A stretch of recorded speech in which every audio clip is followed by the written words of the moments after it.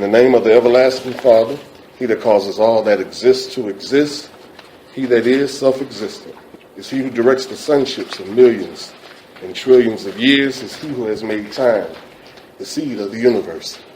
He's known among the ancient Kemites as Amun-Ra and Atu. He's known among the Hebrews as Ansof, Yahweh and Elohim. He's known among the Christians as Lord God and Jehovah, and among the Muslim or the Islamic world as Allah, one God. He's known among the Rastafarians as Jah Rastafari. I bear witness that all of these names refer to the same one Almighty God. It is to that one Almighty God whom I give reverence and to whom I submit. I further more boldly proclaim that we, the sons and daughters of those men and women who survived the transatlantic slave trade, are the 13th tribe born right here in North America, and we are of a Nubian Kemetic lineage. I furthermore boldly proclaim that the blood of all the nations of the planet Earth flow through our veins. I greet you, my brothers and my sisters, in the ancient but yet holy words of peace, which are Hotep. Shalom. Assalamu alaikum. Habar Ghani. Alafia. And Ashe. I welcome you all to the Temple of Mercy Association, a house dedicated to the observance of Almighty God, located right here in the Inglewood community at 1716 West on 79th Street in Chicago, Illinois. Last Sunday, we were teaching on the beginning or the first stage of our lecture series, which is dealing with the purpose of life. And we asked the question, what is life all about? And we go through life, and our parents and our grandparents, everybody, we live, but did we really understand or comprehend what we are living for?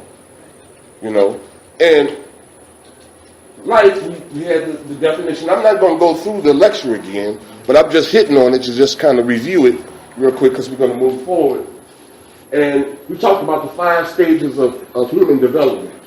Childhood leads to teenagers, which leads to young adults, which leads to adulthood, which leads to being elderly or supposedly wisdom.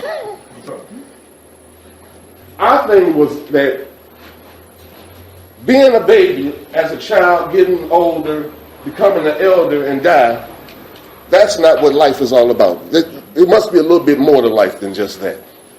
And so we discussed that, and we also talked again about the purpose of life, understanding yourself, freedom versus bondage. Get the tape. You'll be able to follow it very clearly. We discussed that. We talked about rejection being the most painful emotion. Being rejected. And we broke it down. There are 3 social rejections. Interpersonal rejection, peer rejection, as well as romantic rejection. And now like I said last week, I think we've all had a little experience in that one. Ain't that right, sisters? All right. There's also a behavior called passive-aggressive behavior. We discussed that as well. What that's all about. And we talked about the signs and the symptoms of individuals that have passive-aggressive behavior. We talked about the characteristics of people that suffer from rejection syndrome. We talked about what the cause for feeling rejected. What causes you to feel rejected? We discussed that. Also, we discussed the 3 attitudes we must develop about ourselves, which are, 1, a sense of belonging. This is something that we have to develop. Acceptance as a nature, member, or part, or a sense of belonging. We must feel like we belong to something. We went over that last week, and we also went over the sense of worthiness. You have to develop a sense of worthiness, to be worthy. Most of us feel like we're not worthy to be called dog catcher. But you have to develop of worthiness, meaning that your life has worth, it has value. Then we also said that we have to develop a sense of competence, meaning that you got to be competent in the things that you do. Not just doing things just to do them or just to get by or just to make a buck, but being competent and being proud of being competent in the things that you are capable of doing. So now we're finishing this off, and we're going to be dealing with the solution. And you'll see in your package, that's on page 10, the solution. And the solution, brothers and sisters, whether you want to believe it or not, forgiveness. Come on. It's a small little word, but it's a very big task.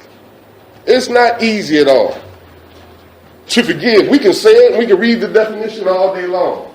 We must begin the process of forgiveness in order for us to be able to eradicate or change some of these behaviors, these negative behaviors that we're having in our lives right now. Now, look at what forgiveness is. It says forgiveness is the renunciation, indignation of anger, meaning that you renouncing the anger that you feel. Now, you say, well, what if somebody shot my mama? Somebody broke into my house and killed my children and my wife, or my husband and my children. Where's the forgiveness in that? Are you saying that I'm supposed to just forget that and act like it didn't happen? I'm saying that there is a time for grieving, but you must let things like that go. Because if you hold on to it, it destroys you from the inside out. It causes sicknesses and illnesses within the human being, within yourself. Causes you to be ill. So you have to find a way to get past these things. You have to understand this as well. We all do. And I use the story in the Bible. There's a story in the Bible about a man named Job. If you never read the story, read about Job. Because Job went through some things. Just real briefly, Job was a very rich man. He had a lot of land. His family, he had children, a wife. And each one of his children had their own house.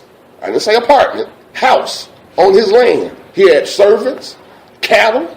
And so this man was very, I guess you want to say, he was very productive and economically successful. But then a day came when lightning struck the house, one of his eldest son's house, and all of the children were in the house and they were killed. Some robbers came and stole all his cattle. They killed off his servants, burnt down all the other houses, robbed and pillaged all the houses. Job was having a bad day. And some would think, because he was such a good man, that he evidently did something wrong. He must have did a bad thing, and God is paying him back for this wrong that he evidently had done. But something that we discussed last week that I want to reinforce for this week, and that is life is not a straight line. It's not about straight, everything being straight. Because we believe for some reason that if we are righteous people, that nothing bad is supposed to happen to us. We believe that. And then if something bad does happen to us, we then start blaming God as if we are being dealt a bad hand. Something's being done to us unjustly. But what you have to understand is, this is a part of life. Again, like I said last week, ups and downs, peaks and valleys. This is what makes us grow. The good and the bad together. So it's the bad that helps you to understand how good you are. Just think about it. If there was no bad, how would you know you were good? You wouldn't know. You can only measure your goodness by the evil that's present. So if someone had broke into your house and killed your parents or killed your husband or killed your wife and your children or whatever, of course you'll be angry. But look at what it says here. It says forgiveness is the renunciation and indignation of anger. Meaning that you have to even get to a point where you hate being angry. Anger should not even be a part of your being. You have to fight to eliminate anger as an emotion. Now, some of us, we like, that's the only thing we got. That's our defense mechanism. It's the only thing that we can use to protect ourselves. But forgiveness, again, is not. See, some of us believe, or been made to believe, that forgiveness is for the other person. That if I forgive you, you getting away with what you did to me. No, forgiveness is for you. Because if you don't forgive, then, now imagine this. A person stepped on your foot accidentally on the L or on the bus. They didn't say, excuse me, walked off. You pissed off. They going on about their business. Your day is shot. Because you can't get over that nigga stepped on my foot. And didn't say, excuse me. You angry as hell the whole day. You cussing people out for somebody else. Your blood pressure done went up. You go to the store and get you a box of chocolate bars. Yes, sir. You see what I'm saying? And eat up. Now your blood, your diabetes, your blood sugar, it's up. Now the person that did all this gone. Jesus said, forgive them for they know not what they do. Now, and then you also got to forgive yourself. But we're going to get into that. But look at this. Forgiveness is the renunciation and indignation of anger as a result of a perceived offense, disagreement, or mistake, or ceasing to demand punishment or restitution. See, we can all day talk about what should happen to that dude that stepped on my foot. Somebody needs to step on his damn foot. You feel better then, if it's retaliated. But when you forgive somebody, you're saying that you don't need no retaliation. You don't need no punishment to be instituted because of what was done. It's like it never happened. Now, this is what the criminal injustice system is supposed to be about. The criminal injustice system is supposed to be about rehabilitating criminals, right? Right. And then when you do your time, when they say you do the crime, you do the time. After you do the time, you're supposed to come out what? Rehabilitated. Right. I said, suppose. I said, suppose. Because in actuality, the criminal injustice system make you worse of a criminal than you was when you went in there. Yeah. So it's not about justice. Only part about justice is just us. Yes, sir. So when we look at that criminal injustice system and people come out of it, they say that this is what they say. They have done their time and they have been rehabilitated. But they'll say, you can't get a job. They hold your, what they call it, your record, your criminal background. They do a background check and find out you in jail. Nobody's going to hire you. You can't get a bank loan. You can't buy a house. You can't get on aid. Is that the sign, or is that the reward that you give to people that have been rehabilitated? Because see, rehabilitation it's the same as forgiveness. You've done the crime, you did your time, you are forgiven now for what you had done, and now you are free. They use the term, you're free now to go. But you're still under some restrictions, but you have been rehabilitated. No. See, so again, we can look at the criminal injustice system and say that's not fair. But then we don't see ourselves when we say, oh, I know you didn't mean to steal my money. You was on drugs, and I know you went to rehab and the AA and you clean now. You've been clean for 6 months. And that's a good thing, and I forgive you for that. And I'm glad you got your life together, and then you go lock your purse up, and hide all your jewelry and when they come in the house. That is not forgiveness. We say it with our mouth. You've been forgiven. And we we use these street terminology. You know what the streets say? Forgive, but don't forget. This is why we have the challenges that we have, because we cannot and have not learned to forgive. Look at what the Oxford English Dictionary defines forgiveness as: to grant free pardon and to give up all claims on account of the offense or debt. To give it up, all claims. You borrowed $100 from me 5 years ago, but that's okay.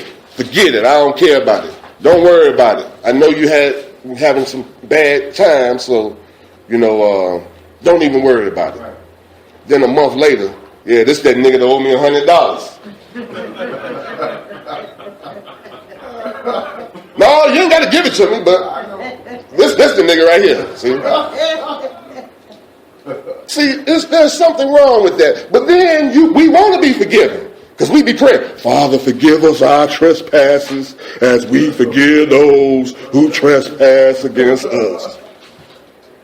That's some garbage. We want to be forgiven, but we don't want to forgive. And we be praying for God to forgive us. Now, what makes you think He's going to forgive you and you can't forgive? And God sets you up. He puts you in situations where people have done wrong to you. They say, nah, you going to forgive them? And then when you decide that you just can't forgive because that's unforgivable, then you can rest assured your sins aren't forgiven either. So look, the concept of and benefit of forgiveness have been explored in religious thought, the social sciences, and medicine. Forgiveness may be considered simply in terms of the person who forgives, including forgiving themselves, in terms of the person forgiving, or in terms of the relationship between the forgiver and the person forgiven. You see, again, it's like what I was saying earlier. We think it's about forgiving the person that needs to be forgiven, but it's about forgiving yourself. And what are you forgiving yourself for? I didn't do anything. What reason would I have to forgive myself? We, because of emotions like anger, envy, jealousy, what's another one? Strife. What's that one? Spite. Let me add that one in. Because of these emotions, we hold a lot of crap. We hold it. So, brothers and sisters, we have to let things go. You know, this thing called envy, I mean, we're going to get into the emotion things later on in the lecture series. But this thing, emotions, this envy and this jealousy and this spite and this strife and all of this stuff, when you hold these things, how can I say it? Emotions are a fire. It's an emotional fire, and they burn. Anger burns the reasoning. You can't even think straight when you're angry because it's a fire. And when you hold these things, that fire begins to do damage on the inside. Physical damage, whether we know it or not. Minister Raheem Kassadati, the founder of this great movement called the Temple Mercy Association, he teaches us that every disease and ailment in the world, like cancer, AIDS, all of that, it's already in you, dormant, waiting for some crazy thought or some crazy action or activity to activate it, you know. And so when we hold these emotions and you hold a thing long enough, it activates stuff. You know, can you imagine, if you can visualize this, every ailment in your body, let's say it has some kind of, like has a little padlock on it, and your anger begins to melt the padlock. Your frustration, your spite, because it's a fire, it's an emotion. It begins to burn the padlock, and then the padlock falls off that sickness or that ailment, and now it's free to just wreak havoc in your body. You see, now, you don't have to believe me when I'm saying this. All you got to do is live long enough, and you start watching people that die, and see if a lot of them ain't some evil, angry, bitter people. Yes, sir. Say that. Because they holding crap. They don't want to forgive, don't know how to forgive, and if they knew how, they don't want to. So we got to let it go, brothers and sisters. You know, yes, go ahead. Blame the illness and not the person. Right. Now, do you think that most times if you do blame the illness, that most people that know they have an illness will turn around and always try to use that, so that people can forgive them, or not forgive them, but let them get away with whatever it is. And some people, might confuse the two, whereas I'm forgiving you, and they'll turn around, well, I got away with this because of that. That's a good question. And that's a very legitimate question, too. And that's another thing that we have a challenge with. We think people get away with stuff. Mm-hmm. And they don't. Believe me. Come on. They don't.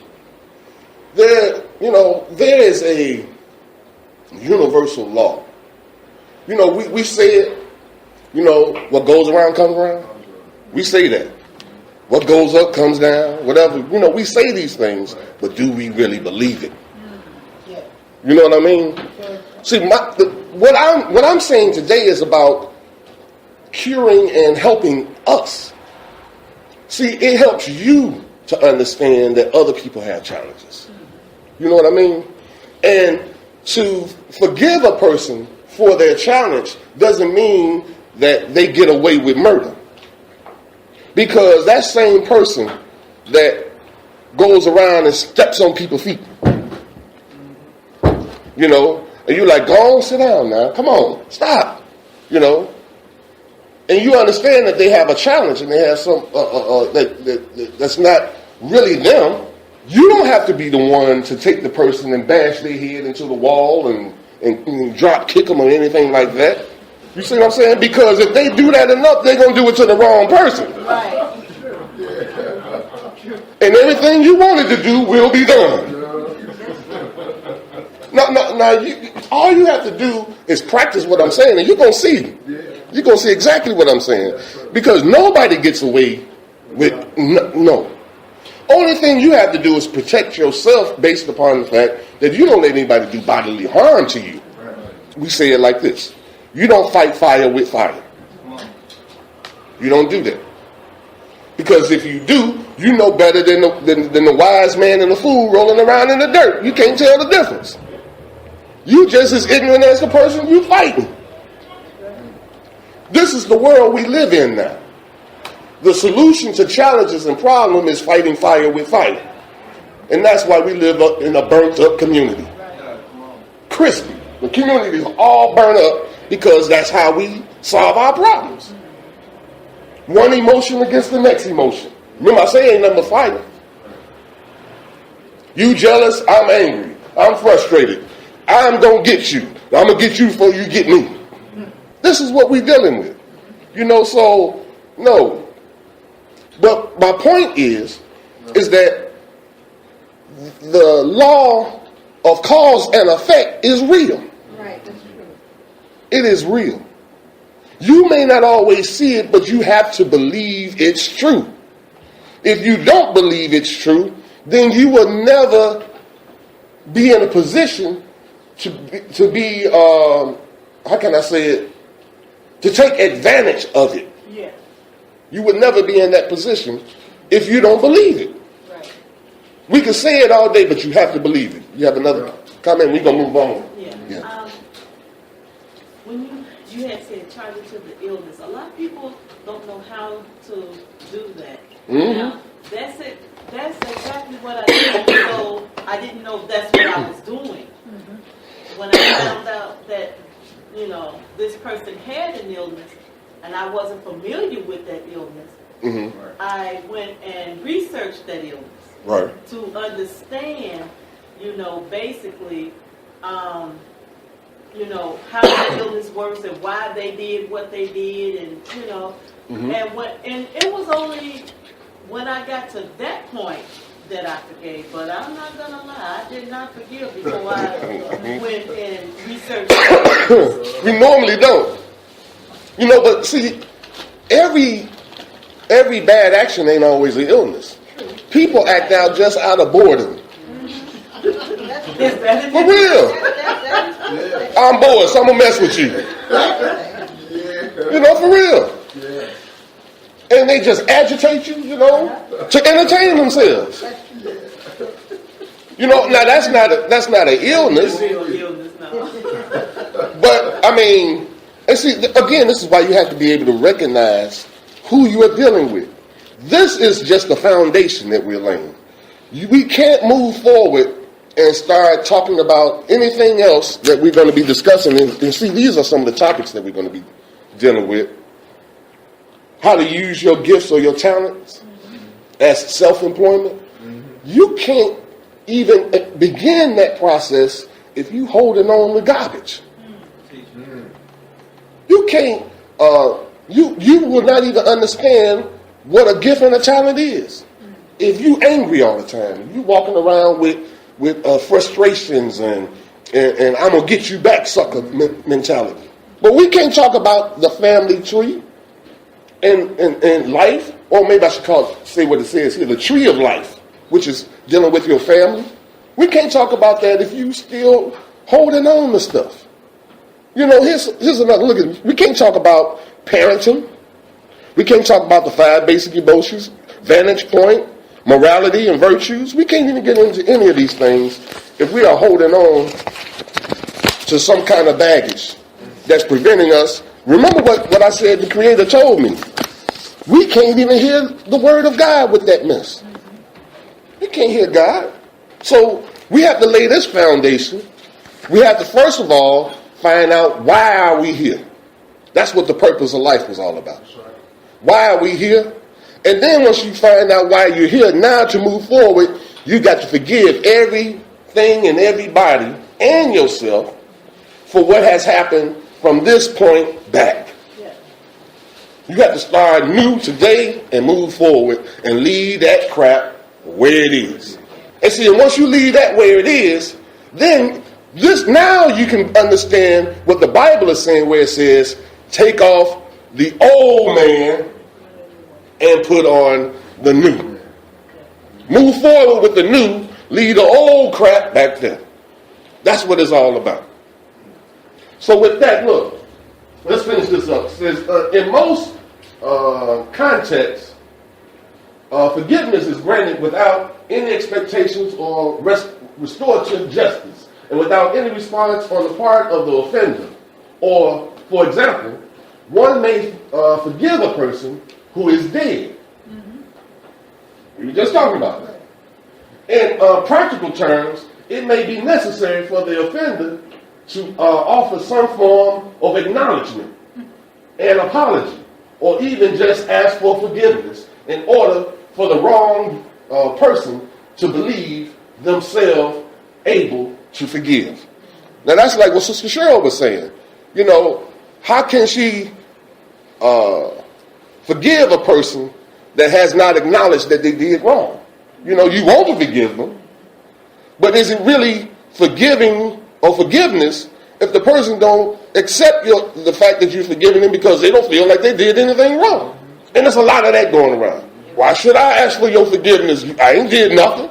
You know, so we have to really understand and get a clear picture of this thing, forgiveness. It don't matter if the person is dead. It don't matter if the person lives in another state. Now, this is where we get into atonement. There are 8 stages of atonement. Now, atonement is a process that was initiated by the Hebrews. A lot of people think it was the Nation of Islam, but it wasn't. The Hebrews. This is the rest of the thing dealing with forgiveness. It says, most world religions include teachings on the nature of forgiveness, and many of these teachings provide an underlying basis for many varying modern day traditions and practices of forgiveness. Some religious doctrines and philosophies place great emphasis on the need for humans to find some sort of divine forgiveness for their own shortcomings. Others place greater emphasis on the need for humans to practice forgiveness of one another. Yet, others make little or no distinction between human and divine forgiveness. Now, see, this is dealing with when I was saying earlier about how we pray to God for forgiveness. A lot of people think that that's how you get forgiven. You know, I did so-and-so wrong. I cheated on my husband. I cheated on my wife. God, forgive me. Okay, I prayed for God forgiveness. I've been forgiven. Now I move on. Some people or some religious sects or whatever believe that's how you are forgiven. That all you got to do is pray on it, and it's okay. Some people believe that forgiveness should be something that's between Two people. That it should be a communication, a conversation. And that's what the atonement is all about. It's about communicating your wrong. And that's where, again, the 8 stages of atonement comes in. The first point is to point out the wrong. That's the first thing that you do. The first stage is the most difficult of all, because when we are wrong and we are not aware of it, someone has to point out the wrong. Right. This is what we have a challenge with, many of us. Because we live in a world of sin, and we know that everybody has sin. Right. What right do you have to say anything to me about what I did wrong, and I know you ain't right? Say that. That's the mentality. You see what I'm saying? But we have to come out of that mentality. This is why we were saying last week that you have to believe in someone. Everybody has to have someone that they confides in. We called it last week a counselor, somebody that sits down with you and talks about your challenges, that you can trust. Difficult to find? Not really. We just don't have a lot of patience in looking, But somebody has to point out you're wrong, because the more you hold on to garbage, the more you burning at that lock. Oh, yeah. You understand what I'm saying? And when that lock falls off, brothers and sisters, all bets are off. For real. It's over then. That's right. Whatever you let loose is loose. And you just have to pray on the doctors now. Or you better hope that you have an herbal history, where they got some herbs that can help you with some stuff. I ain't gonna say cure, but help. With some ailments. If you ain't got that kind of history and that kind of understanding, that background, you done. Just a matter of time. The white folks cut on you and let the air get to it, spray it out, it's over. So we have to be able to point that out. Somebody has to be able to point it out to you. You can't point it out to yourself. There are some things, of course, you can say, well, I know I was wrong. I should have gave that person their wallet back when it fell on the ground. But I was broke and I needed the money. I should have gave it back. I know that was wrong. You can identify that kind of thing. You know what I'm saying? But there are certain things that we may not be able to identify. I ain't going to say to myself, I'm a liar. I'm a hypocrite. Nobody is going to say that about themselves. And if you have a good friend, they should be able to tell you that. They should be able to. And if they're not a good friend. I'm just let you know. Because there are some friends that are your friends because of what you do for them. That's right. And they'll say anything you want to hear. In order for you to keep doing what you do for them. Just stop doing what you do for them and then they'll tell you the truth. But you got to have someone that you can trust. And then look, the next stage. Once you hear somebody point it out, then you got to acknowledge it. You have to acknowledge the wrong. So, in this context, the word acknowledge means to the truth of the fact that we have been wrong. Acknowledge it. Acknowledge that you did the person wrong. Once somebody points it out. Somebody come to you and say, hey, you called me a bubble-eyed fool the other day. I know you was just playing. You acted like you was playing, but that hurt my feelings. Because folks been talking about me and laughing at my bubble eyes for forever. And I thought we was friends. And you did that to me and that hurt my feelings. Now, I pointed out the wrong. You see what I'm saying? You have to accept it. Now, you might be like, nigga, sit down. I was just playing with you.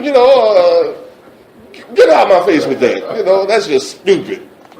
You're not accepting it. The person just showed you and said, look, you hurt my feelings. You have to accept that. You have to acknowledge that. Right. Then once you do accept and acknowledge it, the next stage is to confess your fault. Right. Confess it. First, you confess the fault to Allah God. The Nation of Islam kind of took this thing over, but it's not really about Allah. It's about the Creator, God. And then to the person or persons whom your fault has ill affected. Mm-hmm. You have to accept it, then confess to the person, you right. Right. The best two words that can be spoken, I apologize. I recognize what you have pointed out to me. I accept it. I confess you are right. Yes, sir. I am going to work on that and make sure that that does not happen again. Then the next stage is repentance. We hear that all in religion. You got to repent. Well, what does that really mean? Look, it says, means feeling contrition, or self-reproach for what one has done or failed to do. You have to really feel bad. Regret. You have to have a feeling of regret and self-reproach. Feel bad about yourself and what you have done to somebody. Have this? I know this has happened to somebody, and if it hasn't, it should. Somebody, like say, with the example that I just used earlier, you know, the person said that I hurt their feelings, and then I apologized, and I went home, and I was just sitting down in my lonely, quiet time thinking about that situation, and it caused me to really feel hurt that I had done that. And you might even start crying, you know, because of the intensity of the feeling bad, or that feeling that you have of doing that to somebody without really intending to do it. And so that feeling that you feel is what repentance is. See, you have to feel bad. You can't just say with your mouth, okay, you right, I apologize. I won't do that again. You know, it has to come from the heart. That's basically what I'm saying. You have to really feel bad. And if you don't feel bad based upon what you have done to a person, then anything else that you do after that don't mean nothing. In actuality, you'll probably do it again. Because you only said, I apologize, to get that person out your face, more or less. But if you do feel bad, the next step is actual atonement. You have to do something to alleviate or to correct. Now, I've hurt somebody's feelings, you know. I already apologized. I felt bad about it. What can I do to right the wrong? You know, do I let, you know, this is what children do. Hit me back. I hit you, you hit me now. You know, so I guess the solution is, well, say something to hurt my feelings. Yeah. Hurt my feelings and then we even, right? It don't work like that. No. To be honest with me, you know what I would do if I hurt your feelings, brother? I'd come and get you and say, hey, man, come on, man, let me take you to dinner. Or take you to a movie. That's it. Yeah. You know what I'm saying? What's your favorite movie? You seen G.I. Joe? Come on, man, let's go. Yes. But once he tells you he forgive you and he accept your apologies, shouldn't that be enough then? It's enough for him, but the rest of it is for you. Right. Right. Correct. You see, it's all about you. That's what I'm saying. Yeah. That's enough for me. You said that's enough for you too. No, because see, if I don't feel as if I have to do something to repair what I've done to him, then I haven't repented. Right. I didn't really feel bad about it. You know, I just said, I'm sorry, bro. Oh, how we do it? My bad. That's my bad, brother. We cool? Yeah, we cool. Okay, now I step off, and that's it. I'm going to do it again. I don't feel bad about it. You have to feel bad about what you have done, and then you got to do something to repair it. When you take those steps, then their sincerity is present. You're sincere about the actions that you're doing, because nobody is going to go out their way to take a brother to dinner or to a show, you know, just because I can't even think of a reason. other than you felt bad about what you did. Right. You see what I'm saying? And being the fifth step, and this is how we atone. I'm repairing him now. I took him to dinner. We had a good time. We took him to the show or whatever. We had a good time. Now he feels, man, I really enjoyed, what our company and what we've done together. Man, I really thank you for taking me out, man. Now, in his mind, he can say, I believe now that this brother was sincere when he said he was sorry for what he did to me. I believe him. And then once that is done, forgiveness takes place. And then he now forgives me. Means to cease to feel offense. He don't feel offended no more about what was done. Because those other stages I took in order to what? Correct the wrong that I've done. So now he ceased to feel offended and resentment against another for the harm done by an offender, done by me. It means to wipe the slate clean. Then once that's done, the next stage, reconciliation and restoration. Reconciliation and restoration, it means to resolve differences and to establish or reestablish a close relationship between previously divided persons. So now that you done forgave me, we done went out, I took you out, you done forgave me everything. Now we put our friendship back together. None of that stuff, like you said, that's in the past. Right. Now we moving forward based on the fact that our relationship, we cool now. I mean, really cool. Not that fake phony cool. Because that's the fake phony cool is what we have when we pretend to forgive people and we pretend to apologize. It's like that nigga had the nerve, to tell me I hurt his feelings. Like he the only one got feelings. Right. Okay, man, I'm sorry, man, I apologize. Man, I thought he was cool, man. Now our relationship has an edge on it. You know what I'm saying? I mean, it ain't like I'm mad at him or nothing. Right. But it's got a little edge on it where I might, whereas in the past, if we had the show and he was short $1 on his popcorn, I went in my pocket and got it. You see what I'm saying? Yeah. But now, because of that situation, and I'm still holding it a little, you know what I mean? Yeah. It's like, man, I ain't got no dollar, man. You might have to put that back. You see what I'm saying? Yeah. And that starts to fester and it grows and eventually it blows up. Right. At some point in time, it will. If you don't take these steps, it will. And it's just a matter of time. It's just like it's a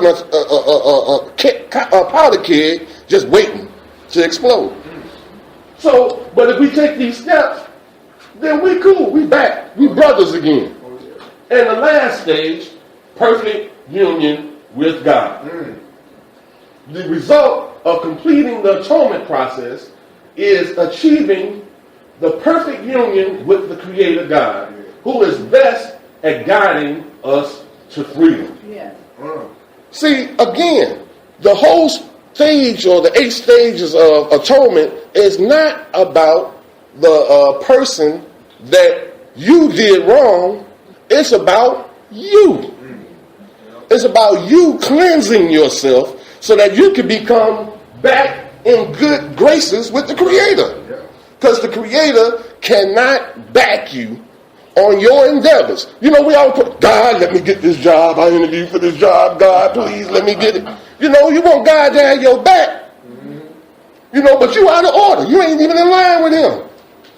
And then when you don't get the job, it's like, dang, God, why you didn't come through for me? Dang, I go to church, I pay my tithes. See, that's what we think. All you got to do is go to church and pay your tithes. And I gave the nigga at the gas station a quarter to pump my gas. I'm a good person. That's what we think. No, seriously, that's what we think. And that makes you righteous. You in line with God now. And when you pray to Him, He's supposed to answer right away and give you what you want. No. When you offend people, When you do people wrong, I don't care what level it's on. When you offend people, you offend God. And he don't like that. He ain't gonna bag you up. He ain't got your back. Nope, you ain't getting no job. You ain't getting no car. Nope, your link ain't coming through this month.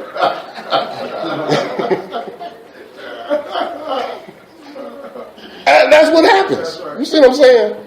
So we have to get back. This is all about us. Cleansing us from the mess that we find ourselves creating for ourselves. So, does everybody understand? That's the 8 stages of atonement. See, and now, let me add this part in, because Sister Cheryl brought up a situation about a person that's already dead. Right. You know, what if someone is already dead that you offended? Oh, no, you said they offended you. They offended family.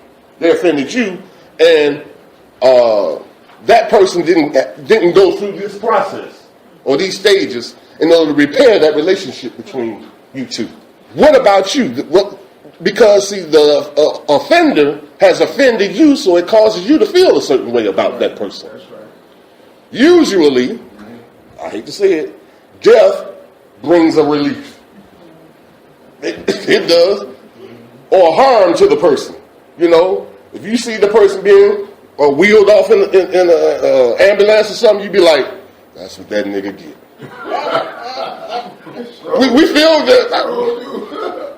We'll start quoting scriptures and everything, saying God is great. God is good. I'm glad they gone. Sorry they stayed so long. See, exactly. But see, now, again, the 8 stages of atonement is not only is for the person that did the offending, but not, mind you, don't get me wrong. I'm not saying the person that was offended needs to take these stages of atonement. All you need to do is just forgive the person and move on. Mm-hmm. You see what I'm saying? Yeah. You don't have to, like I said, you don't have to go to his house. No. You don't have to do nothing. All you had to do is say, look, like Jesus, I forgive them. They know not what they do. Or I understand that wasn't really him. You know, he got some issues going on. And so I'm going to leave that crap with him. That's his mess. I'm going to leave it with him, and I'm over here. You see? So I forgive you later. It's over. It's like it never happened. Now for him, that's probably why he did or died. I shouldn't say it, but it's the truth. Because he didn't do this. And his crap burnt the lock off. And let some crap loose in him. And now he laid up there and he gone now. You see what I'm saying? So it's not for the person. It's, it's for you. And all we have to do is understand that. So with that, that's the conclusion of that segment